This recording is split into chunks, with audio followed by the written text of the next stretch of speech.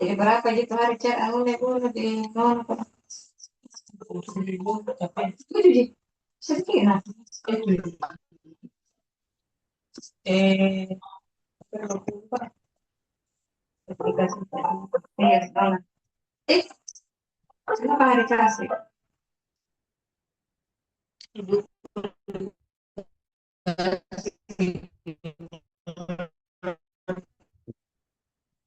juta jadi.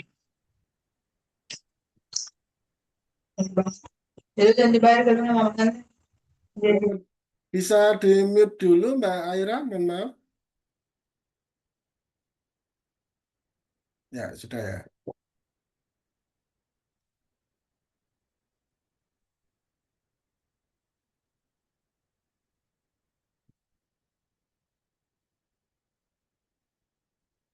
Ya, kita kembali lagi ke sini. Dan kok kembali ke sini.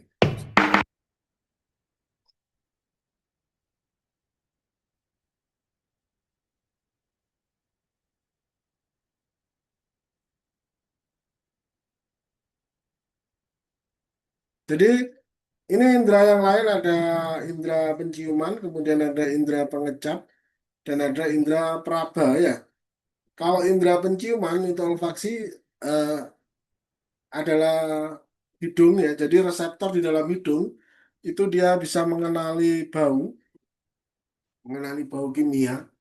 Kemudian ujung sarafnya ini juga akan mengirimkan sinyal ke otak. Jadi sekali lagi semua sumbernya adalah ke otak ya. Begitu juga pengecap. Untuk lidah manusia ini terbagi menjadi 5 bagian. Ada yang mendeteksi manis, asam, pahit, asin, dan umami. Nah, reseptornya adalah terdapat di dalam ini, papila ini.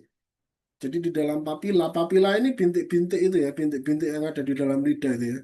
Nah, itu mengandung reseptor rasa yang berbeda.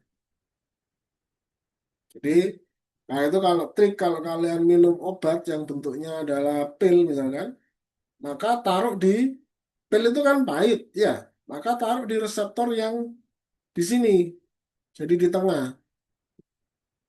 Karena dia reseptor pahit itu adanya di pangkal sini kalau tidak salah, di pangkal sini. Nah, jadi kalau diusahakan ada di sini supaya apa? Supaya tidak terasa pahit atau berkurang rasa pahitnya.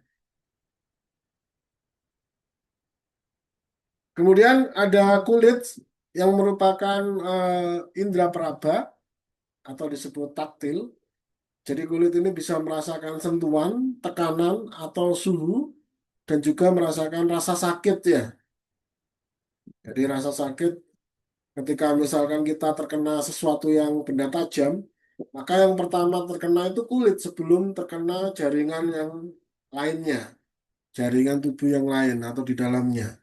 Sehingga ketika sudah terkena kulit, biasanya tubuh akan memberikan respon, entah itu menghindar atau bagaimana. Nah, ketika kita kalau ada yang pernah memelihara burung atau ayam, ketika kita dipatok ayam, maka secara respon kita akan langsung menarik tangan kita. Nah, itu karena kulit kita itu akan memberikan sensor, oh ini terkena sesuatu yang tajam. Atau misalnya ketika kita nggak sengaja megang sesuatu yang panas, kan sepertinya nggak ada ya, misalkan ini gelasnya panas misalkan, kemudian panas ini, tetap dipegang ini kan nggak mungkin. Pasti kalau nggak sengaja kepegang, pasti langsung gini kan ya. Nah, itu responnya tubuh seperti itu.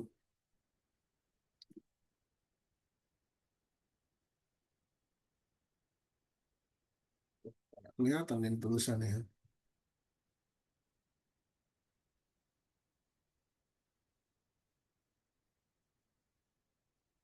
Bukan dulu. Tulisannya nggak kelihatan.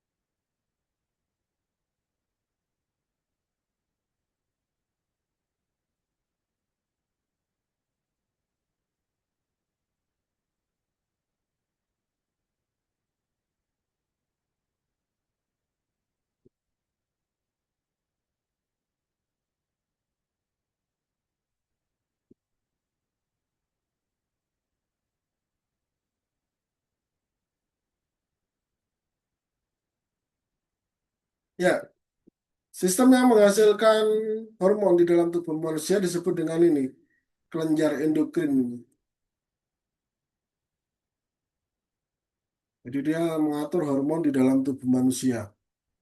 Jadi hormon ini apa? Hormon ini adalah sebenarnya senyawa kimia, ya, senyawa kimia yang mengatur fungsi tubuh. Jadi macam-macam fungsinya tergantung dari hormonnya ya. Kemudian kalau perbedaannya untuk sistem saraf dan hormon, salah satunya adalah responnya. Kalau sistem saraf itu responnya tadi cepat ya. Jadi misalnya kita terkena panas, maka langsung direspon dengan gerakan cepat ya. Tapi kalau hormon, itu responnya adalah lambat. Lambat tapi dia lebih lama gitu ya responnya ya. Ini, sistem hormon bekerja lebih lambat, namun efeknya lebih lama dibanding sistem saraf. Ada berbagai macam kelenjar endokrin di dalam tubuh manusia. Ada kelenjar hipofisis, ada kelenjar pankreas, kemudian ada kelenjar gonad, kemudian ada kelenjar tiroid, adrenal, dan kelenjar pineal. Nah, kelenjar-kelenjar ini menghasilkan hormon sesuai dengan fungsinya. Misalkan, untuk kelenjar hipofisis, ini mengatur pertumbuhan dan mengendalikan kelenjar lain di dalam tubuh. Biasanya, kalau ada kelainan ini di kelenjar hipofisisnya, itu maka ada kelainan dalam pertumbuhannya. Ya, misalkan, mohon maaf, mengalami kerdil ya. Kerdil itu salah satunya ada gangguan di sini, di hormon pertumbuhannya. Kalau kelenjar pankreas, ini salah satu hormon yang dihasilkan adalah insulin. Insulin ini apa tugasnya? Insulin ini adalah mengatur kadar gula darah. Jadi ketika kita makan, misalkan ya, ketika kita makan nasi, ya, kan, nasi itu kan ada kadar gulanya. Maka tubuh akan, maka insulin ini akan mengatur, dia akan memberikan sinyal ke otak. Otak ini ada gula masuk ini, taruh mana? Maka otak akan menawarkan dulu ke yang pertama yang ditawarkan biasanya otot. Otot ditawarkan, otot kamu butuh gula enggak? Kalau ototnya tidak lagi bekerja, misalnya pas lagi mager gitu ya, ya otot ya nolak. Enggak, aku enggak ngapa-ngapain, buat apa butuh gula. Akhirnya tawarkan lagi biasanya otak juga pakai. Otak kamu enggak butuh otak. Oh enggak, aku enggak lagi mikir, lagi nyantai-santai, lagi scroll TikTok ya kan. Enggak butuh mikir. Nah, jadi insulinnya bingung loh. Otak enggak butuh, otot enggak butuh. Ya wes pokok ya wes. Campur bahasa Jawa ya, mohon maaf. Akhirnya di apa namanya sama insulin ya sudah disimpan aja gulanya, barangkali nanti suatu hari butuh ya. Tahu nggak disimpannya di mana gulanya ini?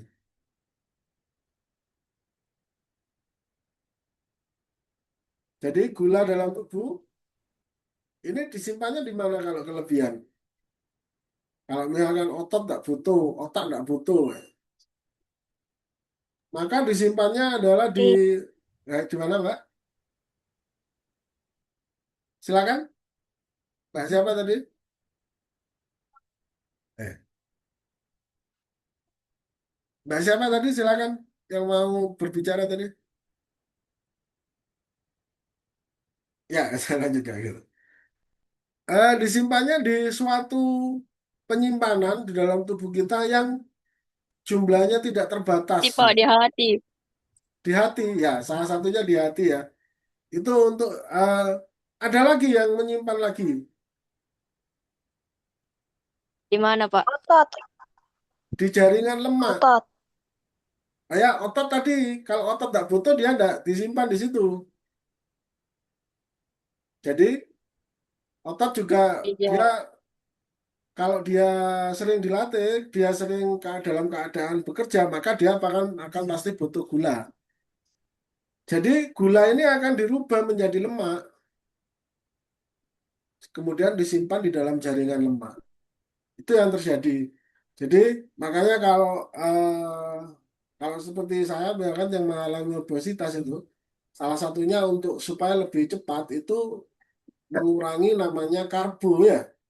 Karbo itu apa ya? Karbo itu ya dari karbohidrat ya. Karbohidrat itu apa? Karbohidrat itu gula.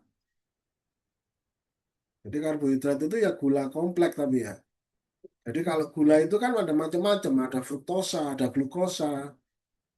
Nah, karbohidrat ini salah satu wujud dari gula. Ketika dipecah karbohidrat, maka dia akan menjadi gula, akan menjadi senyawa-senyawa gula. Nah, jadi kalau misalkan yang mau menurunkan berat badan, ya salah satunya adalah rendah karbo, tinggi protein ya makanannya.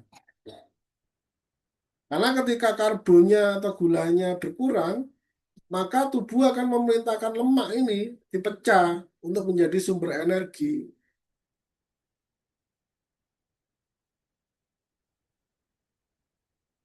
Jadi proses pembakaran lemak itu hanya akan terjadi jika kadar gula atau gula di dalam tubuh kita itu kurang untuk dibakar energinya.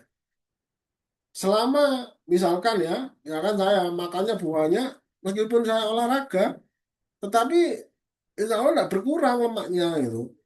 Karena yang dibakar adalah karbo bukan lemaknya.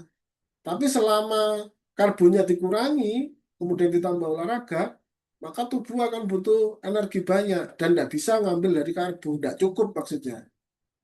Ngambil dari karbohidrat tidak cukup, akhirnya ngambil dari lemak. Kalau teorinya gitu, tapi prakteknya susah ternyata ya. Jadi makan tanpa nasi itu rasanya kok kayak ya apa ya, bahasa Jawa lagi, mohon maaf ya. Kayak seperti apa ya? Ini tidak ada yang dari Jawa berarti ya? Dari luar, dari Sumatera, dari Sulawesi semua ya? Iya Mbak adminnya tadi juga pesan bahwa di sana lebih cepat 1 jam gitu. Saya pikir oh berarti dari daerah Indonesia Tengah ini ya. Ini ya, jadi kalau ada yang orang yang diabetes, biasanya karena pankreasnya ini sudah mengalami penurunan fungsi ya. Dia mengalami penurunan fungsi, insulinnya berkurang, atau ada juga yang tapi jarang ya. Saya lupa tipe diabetesnya apa. Insulinnya masih ada, tetapi insulinnya ini sudah tubuhnya ini sudah jadi resisten, resisten terhadap insulin. Jadi kayak kayak sepertinya insulinnya itu tidak dihiraukan itu loh sama tubuh.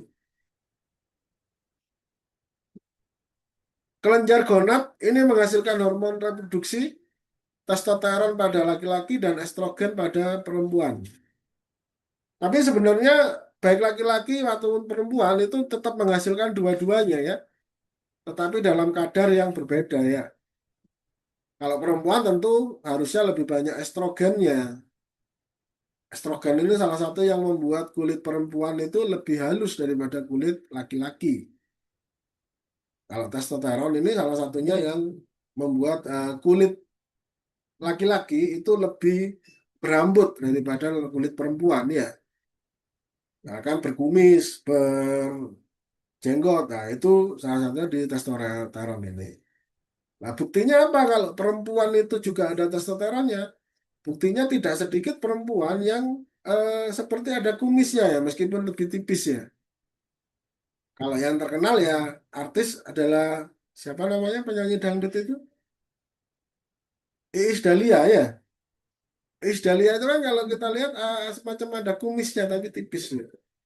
Itu itu membuktikan bahwa testosteron dan estrogen ini sebenarnya di dua-duanya di laki-laki atau perempuan ada, tetapi kadarnya yang berbeda. Kalau laki-laki tentunya testosteron ini yang lebih banyak. Kalau perempuan, estrogen seharusnya yang lebih banyak. Jadi fungsinya banyak ya hormon testosteron, estrogen ini. Testosteron ini salah satunya ini untuk pembentukan otot. Jadi kenapa kok laki-laki lebih mudah membentuk otot daripada perempuan? Ya karena testosteronnya lebih banyak. Pernah ada yang dengar istilah steroid? Pernah, pernah. Pernah ya. Apa ini Mas Andi steroid ini?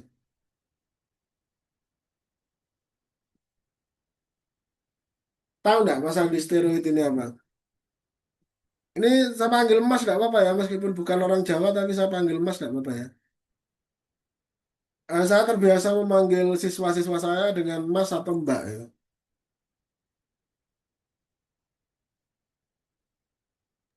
Saya cewek, Pak.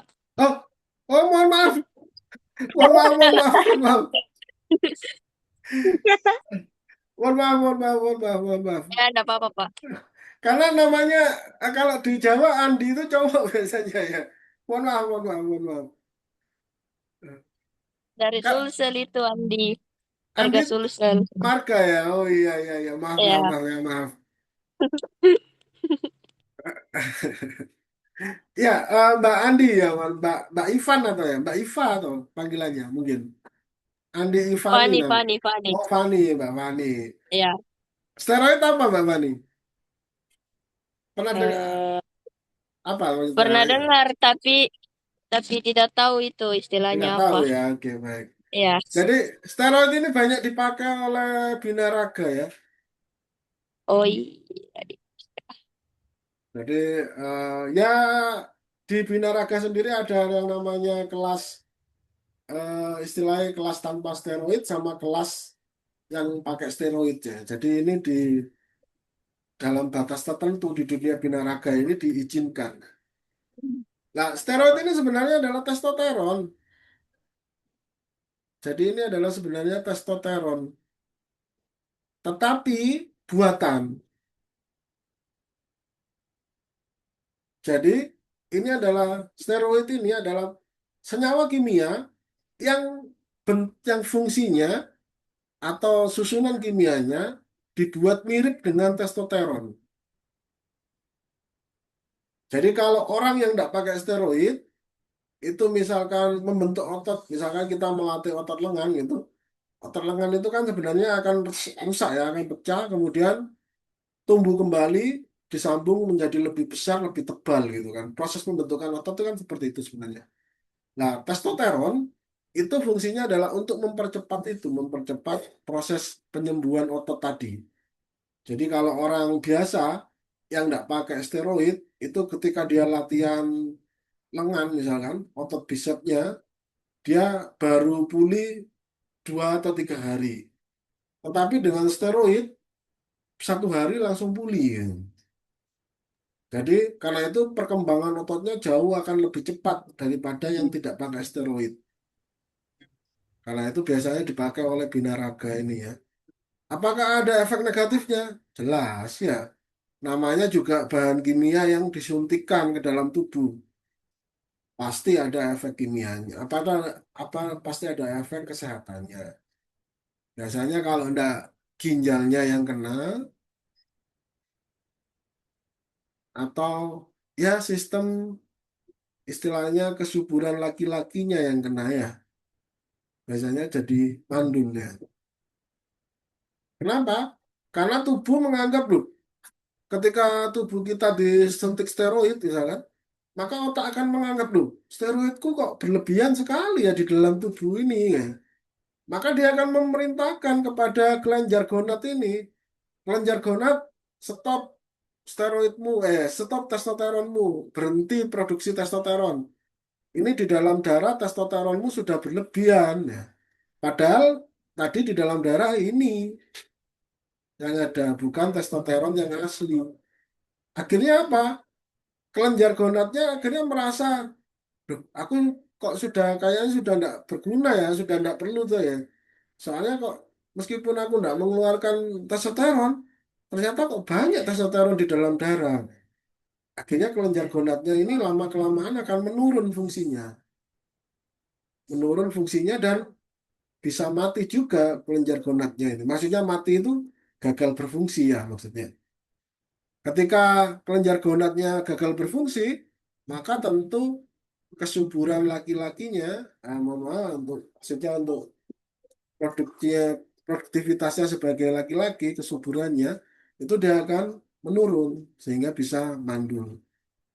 Jadi efeknya banyak steroid ini ya, karena itu kalau bukan benar-benar binaraga dan tidak tujuannya bukan untuk binaraga, maka dianjurkan jangan memakai ini ya, lebih baik natural.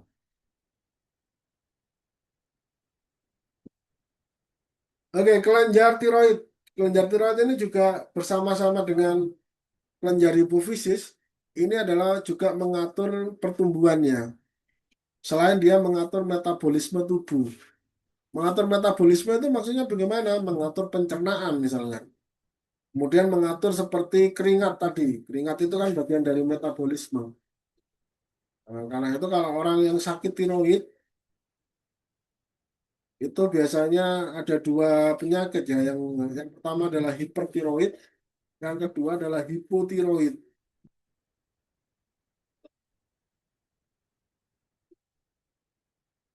Kalau hiper itu berarti kelebihan ya. Kalau hipo itu kurang berarti. Hipertiroid dan hipotiroid. Kalau hipertiroid maka dia metabolismenya kadang apa namanya? Dia nggak ngapa-ngapain aja, kadang dia sudah derdek tuh, sudah berdetak jantungnya.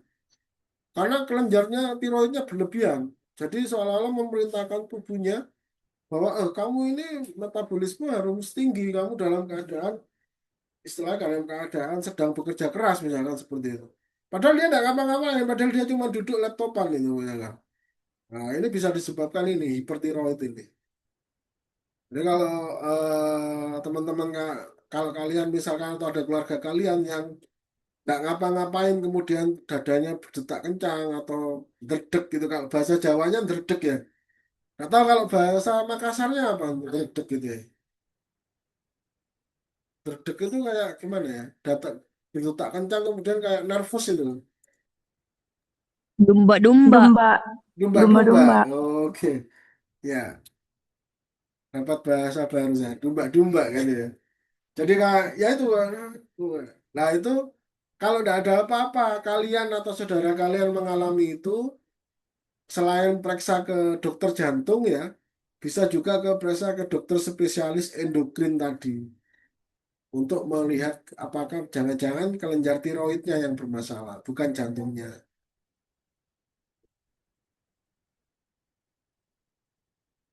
Kemudian ada kelenjar adrenal yang menghasilkan hormon adrenalin. Nah ini tadi ya, untuk respon stres dan mengatur tekanan darah. Jadi dalam keadaan terancam atau keadaan bahaya, ini adrenalin ini selalu berperan ya. Ada yang nama istilahnya adalah adrenalin junkies.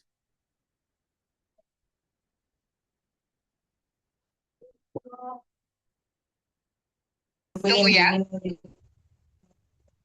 Adrenalin junkies ini sebutan untuk orang-orang yang suka olahraga ekstrim.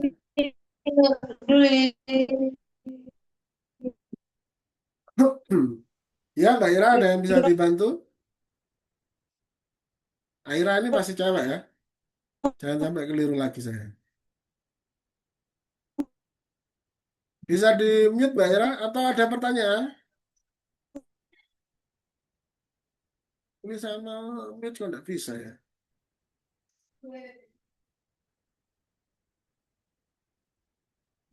Ya, saya lanjut lagi. Mbak Aira tadi suaranya masuk ke kita gitu. Ya, adrenalin junkies ini istilah untuk orang-orang yang kecanduan olahraga ekstrim. Jadi seperti apa namanya bungee jumping, kemudian paragliding, nah, itu kan olahraga-olahraga ekstrim yang tingkat resikonya tinggi. Jadi ketika melakukan olahraga ekstrim tersebut, tubuh ini pasti akan menghasilkan ini adrenalinnya. Nah, ketika adrenalin dipompa oleh kelenjar ini, maka memang ada sensasi berbeda di dalam tubuh.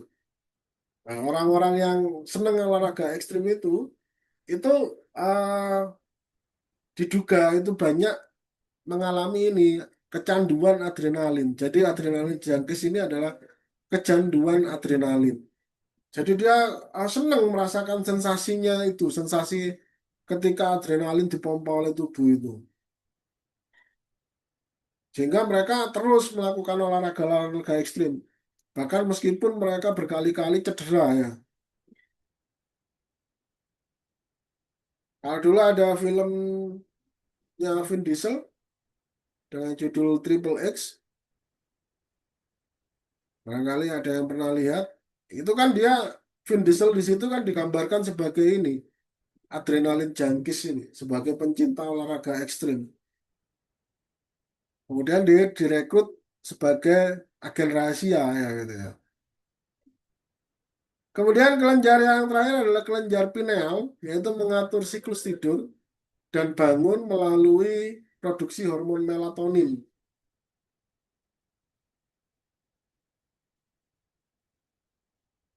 Ada penelitian juga, kenapa kok kalau orang yang tidur dalam keadaan gelap itu lebih nyenyak daripada yang dalam keadaan terang. Tapi meskipun ada juga orang yang tidak bisa tidur ya dalam keadaan gelap ya. Bisa kenal beberapa orang itu yang kalau lampunya dimatikan malah justru nggak bisa tidur. Tapi sebenarnya tidur dalam keadaan gelap itu lebih bagus daripada dalam keadaan terang. Salah satunya karena ini hormon melatonin ini sensitif terhadap cahaya ternyata. Jadi ketika lampunya gelap, hormon melatonin ini akan bekerja lebih maksimal. Salah satu fungsi hormon melatonin itu di dalam tubuh manusia itu adalah untuk detox ya, detox racun. Jadi yang kita masukkan atau tidak sengaja masuk mulai dari pagi sampai sore sebelum kita tidur itu kan kita pasti terekspos berbagai macam racun ya, baik itu dari makanan, dari udara ya. Dari udara misalkan CO ya, dari makanan misalkan pemanis, pengawet itu kan di dalam tubuh kan dengan racun. Nah, salah satunya hormon melatonin ini fungsinya untuk itu, untuk detox itu.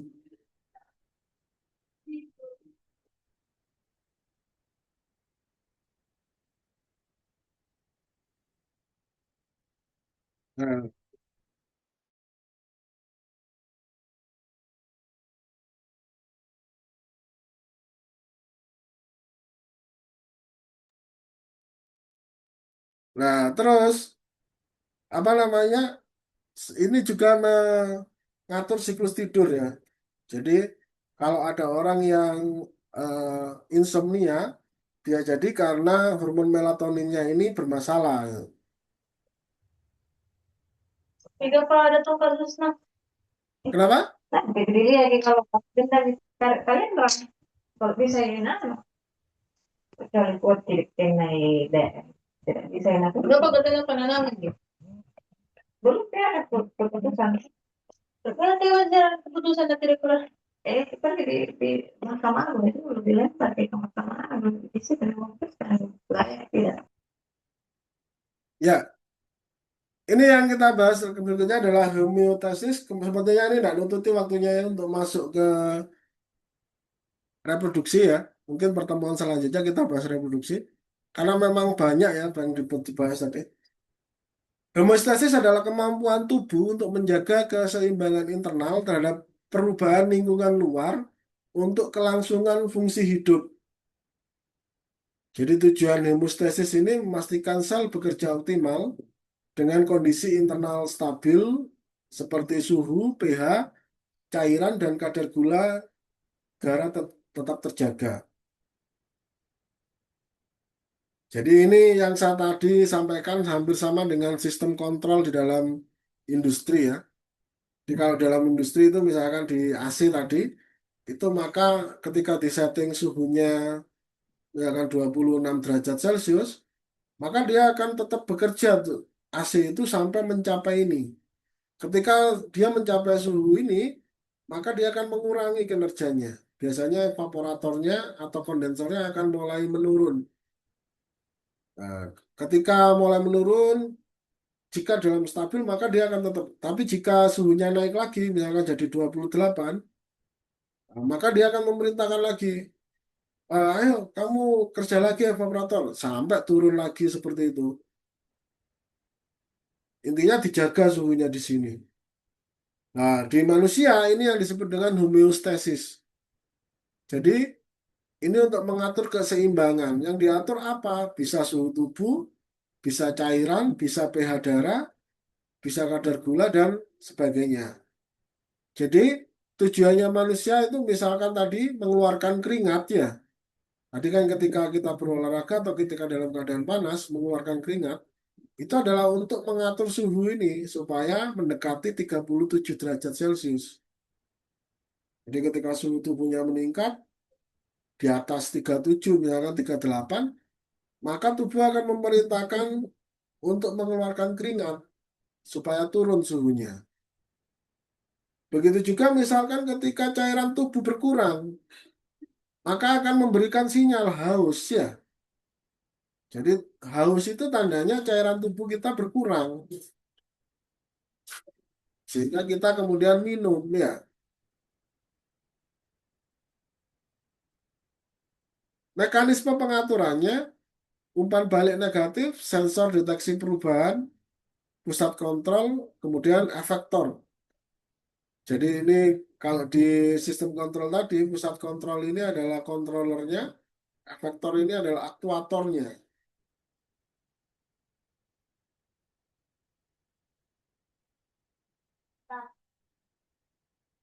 Ini, ketika kita dalam keadaan suhu tinggi, maka kita akan berkeringat untuk meningkatkan tubuh saat suhu terlalu tinggi melalui penguapan di kulit. Tetapi begitu kita kedinginan, maka kita akan biasanya menggigil ya. Itu adalah respon tubuh dengan cara otot berkontraksi. Jadi ototnya bekerja. Karena ototnya bekerja, maka dia menghasilkan panas.